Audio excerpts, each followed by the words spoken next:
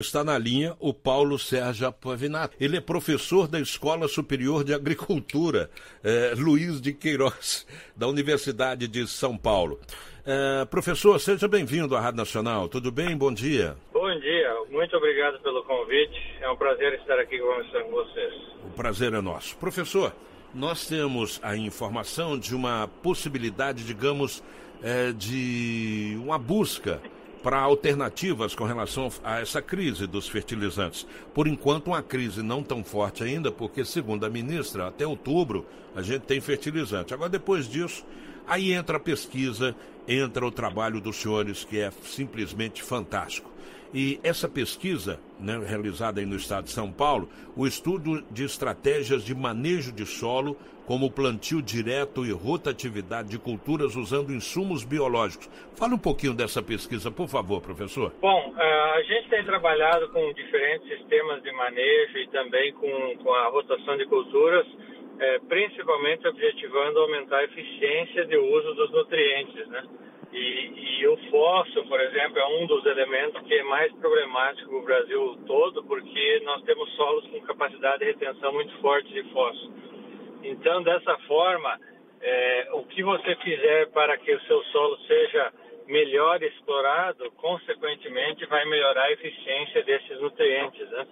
Então, a pesquisa nossa envolve rotação de culturas, envolve plantas de cobertura, principalmente no período de inverno, e também, né, a pesquisa tem evoluído muito nessa parte de produtos biológicos, né, bactérias, fungos que possam trabalhar por nós no solo, né? Então, em associação com a planta, esses fungos e bactérias podem fazer uma parceria muito boa para explorar melhor esses nutrientes e, consequentemente, aumentar a eficiência do uso dos nutrientes. Com isso, né, nós conseguimos potencialmente diminuir um pouco, né, o uso de fertilizantes por área cultivada. Certo. Professor, nós temos aqui um ouvinte, o Ronei da Bahia, e ele faz algumas colocações. Podemos ouvir o nosso ouvinte, professor? Sim, claro, por favor.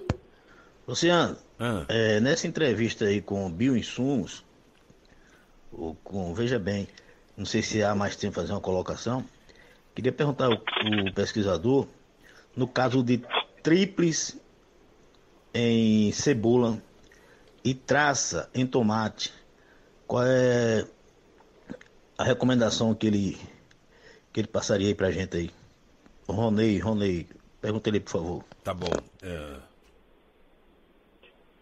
Bom, na verdade, a parte de pragas, né, doenças, tudo isso aí está associado com a boa nutrição de plantas.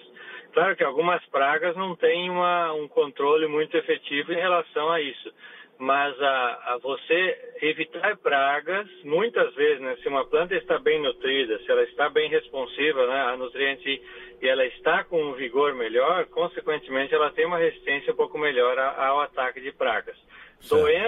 Doenças, elas têm uma relação muito direta com a nutrição de plantas, porque se você deixa a planta mais fraca, assim como o nosso organismo, né, nós estando com nossa defesa fraca, consequentemente, né, doenças podem acessar o nosso sistema e nos atacar com muito mais intensidade. Então está muito relacionado, né, tanto a parte de pragas como doenças, embora, né, muitas pragas às vezes a gente não tem controle, né, aí tem que atuar na parte de controle biológico ou mesmo controle químico. Certo. Ele tem uma outra colocação, professor. Eu planto aqui, agora mesmo estou com tomate, e eu uso, né, o óleo de nim como inseticida, né, calda bordaleza, tem matéria orgânica assim, porque eu uso adubo organo-mineral, e praticamente só isso aí. Tem uns aminoácidos aí à base de peixe, né, de pescado de peixe, de vísceras, né, de peixe, e é só isso. Mas tenho medo aí da traça do tomate e o tríplice da cebola. E qual é a recomendação dele aí, por gentileza? Ele está espremendo o senhor, hein, professor? Exatamente. O senhor veio falar de pesquisa e ele está espremendo. Ele e eu, não aqui para nós, não vou fugir também não, né? Eu estou também espremendo um pouco o senhor, mas vamos lá. Não, na verdade, né, como eu mencionei, né, pragas é bem mais difícil você não ter um controle diretamente associado à nutrição de plantas. Tudo que ele faz ali usando, né, usando esse óleo de NIM como proteção para a planta. Esse é uma das pesquisas que tem mostrado o resultado, e também, né, outros produtos como derivados de plantas marinhas e tudo mais. Tem surgido muita pesquisa ultimamente sobre isso, né? E muitos produtos mostram a efetividade realmente que pode funcionar, né, nessas situações, ajudando de alguma forma. E como ele falou também, usando orgânico mineral, tendo uma situação de solo relativamente fértil, você também dá uma capacidade da planta se adaptar a essas situações de estresse, né, e manter a fertilidade. Estamos conversando com o professor Paulo Sérgio Pavinato. Ele é professor da Escola Superior de Agricultura Luiz de Queiroz, da Universidade de São Paulo. Professor, voltando agora à pesquisa. Nós já estamos avançados nessa pesquisa, professor? Já podemos usar? Boa parte do que nós publicamos na pesquisa lá é em relação ao balanço de fósforo, né? O balanço de fósforo que nós temos de uso no Brasil, ele gira em torno de 50%, ou seja, 50% do que nós aplicamos no solo é aproveitado pela planta. Os outros 50% normalmente ficam retidos no solo com alta energia e não são acessados pela planta.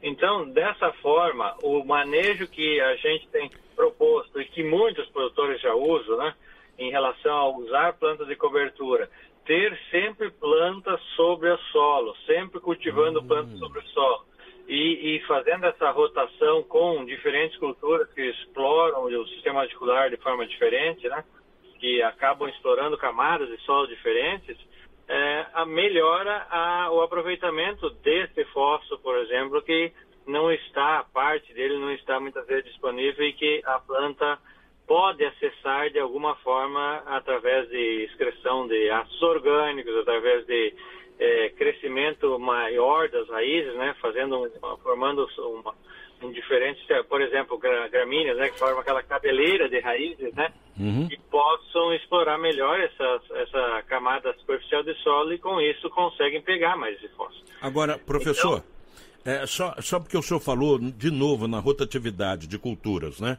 Eu só queria tirar uma dúvida. O Ronei, por exemplo, ele planta tomate. Aí eu vou plantar tomate num ano e eucalipto no outro? Tem que combinar, não? Essa rotatividade. Como é que eu combino isso? Não, sim, com certeza você tem que trabalhar com culturas que se adaptem à sua situação, né? Isso. Então você não pode misturar culturas de diferentes sistemas de tempo, de ciclo, né? Que é o caso que você comentou aí do tomate em relação a eucalipto. Isso aí é praticamente impossível. Exatamente. Não é que não dá para fazer, mas o eucalipto vai levar 7 a 8, 10 anos para você fazer a rotação. Mas aqui a gente fala em rotação anual. Então a rotação anual é culturas anuais de ciclo curto, uma soja, um milho e posteriormente uma braquiária ou qualquer outra cultura de cobertura, e bem como algodão, né? Então essas culturas que se adaptam mais à cultura rentável, a cultura que dá dinheiro para o produtor, né? A cultura de grãos, ou algodão, ou cana, e dentro da entre-safra você entrar com uma cultura que tem um sistema radicular mais abundante e que explore o solo e cicle nutrientes, porque ela vai absorver nutrientes, esses nutrientes vão ser depois mineralizados com o apodrecimento daquela palha, né? Com a decomposição da palha para os ciclos seguintes, os anos seguintes de cultivo. Como ter acesso a essa pesquisa, professor? Porque ela é muito interessante. A pesquisa está disponível no boletim da FAPESP. Se vocês acessarem a FAPESP, pesquisando na internet, vocês vão encontrar lá reciclagem de nutrientes e aproveitamento pela rotação de culturas. Vocês conseguem acessar essa pesquisa. Bem como a gente tem divulgado bastante também nos portais aí de pesquisa de rádios, de televisão em geral. Então, a gente tem oportunidades para... Ô, professor, aqui na nossa região, muito se fala na cama de frango. Meu Deus, é um tal de procurar cama de frango, principalmente os pequenos chacareiros. Aqui, às vezes, tem aquele canteirinho, aí não compra, assim, digamos, em grande em toneladas, mas compra uma quantidade razoável. A cama de frango é tão boa assim? A cama de frango é um dos melhores fertilizantes, vamos dizer, naturais que nós temos, porque Ela é classificada como um fertilizante orgânico, né? Provindo da criação de aves. E esse fertilizante orgânico, além de ter nutrientes, ele tem também carbono, que é muito importante para você melhorar a qualidade do seu solo. Então, na verdade, qualquer fertilizante orgânico é bom, né? Mas a cama de frango ela tem uma vantagem de alta concentração de nutrientes. Ela é bastante sólida, né? Tem pouca água na composição. Então, quando você tem a oportunidade de usar uma cama de frango, com certeza é a melhor fertilizante orgânico que nós temos no mercado. Ah, tá. Aqui tem uma pergunta, até complementando aqui a cama de frango. O Pedro Teodoro, aqui do estado de Goiás, pergunta sobre se é a mesma coisa com cabrito. A cama de frango, o dejeto do cabrito. Eu não tenho muita experiência com dejetos de cabrito, de ovelha, né? Porque, mas eles são bem sólidos também, né? Como nós conhecemos, a proporção de nutrientes no esterco é em função de quanto ele tem de água e quanto ele tem de sólidos, né? Então esses produtos aí são bem sólidos, com certeza são bons. Então, são bons porque vão beneficiar de alguma forma a sua cultura e o seu solo, né? Vamos ficar na cama de frango. Vamos ficar na cama de frango, que é melhor, né? Não, na verdade a gente tem que usar o que temos, né? É verdade. Se tem perto da sua propriedade cama de frango, usa cama de frango. Agora, se não tem, vai no cabrito. Ataca com o que estiver perto, exatamente. Agora, uma pesquisa como essa, professor, o senhor acha que ela no mercado, sendo bem utilizada, quando colocada em prática, economiza no uso de fertilizantes? O cidadão tem um ganho nisso? O produtor tem um ganho? Sem dúvida, sem dúvida. O que eu gosto de falar para os nossos alunos é que o solo ele tem memória. E a memória dele é em tudo que você fizer de bom para ele vai lembrar depois. E o contrário também é verdadeiro. Tudo de ruim que você fizer, ele vai lembrar depois e vai prejudicar no processo produtivo. Então, toda essa parte de rotação de culturas, entrar com planos de cobertura e fazer uma adubação equilibrada, o seu solo vai ganhando produtividade. Vai ganhando produtividade, vai tendo efeito residual e, consequentemente, né, ele vai te responder em termos de retorno da cultura principal, né, que é a cultura que dá dinheiro para o produtor. Agora, isso não é curto prazo, isso é importante, né? Esse manejo do solo para melhorar a sua qualidade química, física e biológica é no longo prazo. Então, não é de um ano para o outro que você vai conseguir isso, é questão de 5, 10 anos fazendo essas práticas boas, né, de cultivo, para você obter um efeito residual bom, né, no seu solo. Então isso é importante. Todo produtor tem que pensar no longo prazo, não pode pensar no curto prazo. Essa pesquisa está mais laboratorial ou já está em campo, professor? Não, a maioria dos nossos experimentos são de campo, né? De campo. Experimentos no campo. Então, já produtores fazendo, né? A gente acompanha o processo todo. E também, né, nós fazemos as nossas pesquisas mais específicas com fósforo, né, que é a nossa linha de pesquisa, mas vale para qualquer nutriente, né? Então todos os nutrientes estão associados a essa resposta aí. Tem muita gente que fala o seguinte, casca disso, casca daquilo, sai jogando no canteiro que o resultado é bom. E é? As cascas, de maneira geral, elas têm baixo teor de nutrientes. Elas dão uma proteção física no solo, e com o tempo elas vão mineralizando, né? Mas também, como eu falei, é mais longo prazo. Certo. É mais longo prazo, porque as cascas, como essa relação CN, ela está associada com ela decompor, né? Ela mineralizar. Então, se você tem baixa relação CN, decompõe rápido. É o caso, por exemplo, de leguminosas. Então, quando você usa qualquer planta leguminosa, ela capta nitrogênio do ar, ela tem uma baixa relação CN, então você tem uma resposta rápida. Por exemplo, né, uma ervilhaca, um tremoço, culturas que logo depois vão decompor. Ou mesmo a soja. Né? A soja, quando você cultiva na sua lavoura, a palha da soja, ela poucos dias, né, ou poucas semanas depois que você colheu, já não existe mais. Porque ela decompôs, né? Ela se transformou, ela perdeu ela perdeu principalmente, né, liberou o nitrogênio para o solo. Então é o mesmo caso que vale para outras culturas, né? Outras culturas de leguminosas. E com isso, você tem uma resposta importante da planta de aproveitar esse nitrogênio que foi fixado e vai passar para a cultura seguinte. Agora, cascas de árvores, por exemplo, ela tem uma relação seca muito alta, então elas vão demorar bastante para decompor. Certo. Então aí sim o efeito residual vai ser de longo prazo.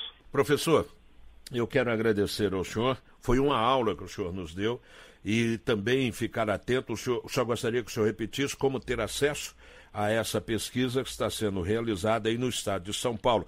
Para encerrar, muitas vezes se fala de pesquisa, mas precisa saber o apoio. Quem é que está apoiando? Porque pesquisa é fundamental. Sem pesquisa, nós vamos voltar à idade da pedra. Aí não dá. Exato, sem dúvida. Na verdade, a gente tem buscado recursos em agências de fomento, então a CAPES tem nos apoiado, o CNPq e também, né, muito a FAPESP aqui em São Paulo. Então nós temos, felizmente aqui em São Paulo, nós temos a vantagem de ter a FAPESP, que tem um apoio importante da pesquisa, e que outros estados muitas vezes não têm esse suporte. Mas a gente busca em agências de fomento essas pesquisas, muitas vezes, né, algumas empresas privadas também nos dão um apoio nessas pesquisas, mas é por aí, a gente busca nessas agências de fomento, a gente vai tocando com bolsas de pós-graduandos, né, mestrandos, doutorandos aqui que são apoiados pela CAPES, e vai associando essas bolsas, né, e essas pequenas, muitas vezes, quantidades para conseguir tocar pesquisa de longo prazo, né? Então é assim que a gente sobrevive na pesquisa hoje no Brasil. Pesquisador, professor, foi uma aula. Paulo Sérgio Pavinato, que é professor da Escola Superior de Agricultura Luiz de Queiroz, da Universidade de São Paulo. Muito obrigado ao senhor. Uma ótima manhã, uma grande semana. Eu que agradeço pela oportunidade.